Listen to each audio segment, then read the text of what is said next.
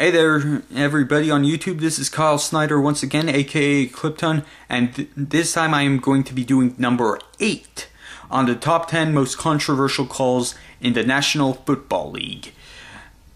Number 10 was the Matt Hasselbeck's incomplete pass to himself. Number 9 was the Mike Renfro catch. Number 8 of the most controversial calls on my list is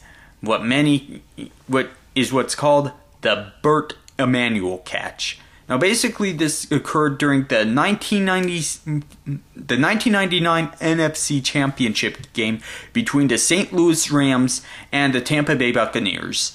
It was fourth quarter. The score was 11-6 in favor of the St. Louis Rams. The Tampa Bay Buccaneers had to score a touchdown in order to stay alive in the game, as well as to seal their place in Super Bowl 34. They had one final drive left. They could not turn the ball over, because if they turned the ball over, the game would have been over for sure. So basically, the first down, they ended up losing a bunch of yards. It became 2nd and 23. And then the next play, they tried for a huge passing play, and they ended up gaining 12 or 13 yards. They took a timeout to stop the clock with 40 seconds left, trying to discuss what play they should run next, and that was their final timeout, by the way. So they knew that they had to have a good strategy, because they were 20 yards away.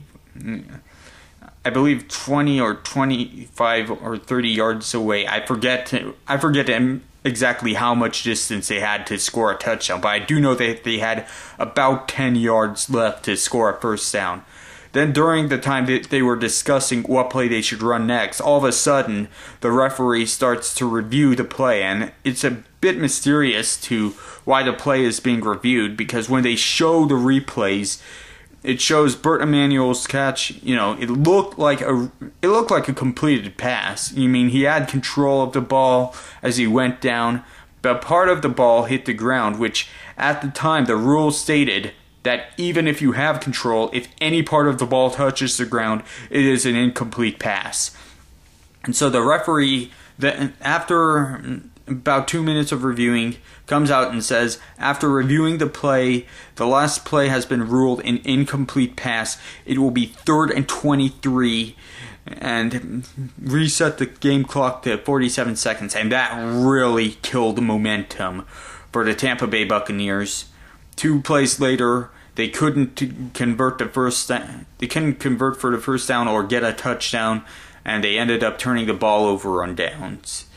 Now, there's a reason why I list this as number 8, because, even if the call had stood, even if the ruling was good, they still had 10 yards to go for the first down, and who knows exactly what would have happened for the St. Louis Rams. Who knows how it would have played out for the Tampa Bay Buccaneers as well. Yes, it might have had some impact on the morale on the Tampa Bay Buccaneers, or their desperation or whatnot, but that's the reason why I listed it at number 8, because I don't really feel it had too much impact on their final drive. It might have, but yeah, be sure to leave comments on this video as to why you feel that this call should have been more controversial. NFL Network listed it as number 5. I list the Bert Emanuel catch as number 8. So that's number 8. Be sure to stay in tune for number 7 on the most controversial calls of all time in the NFL.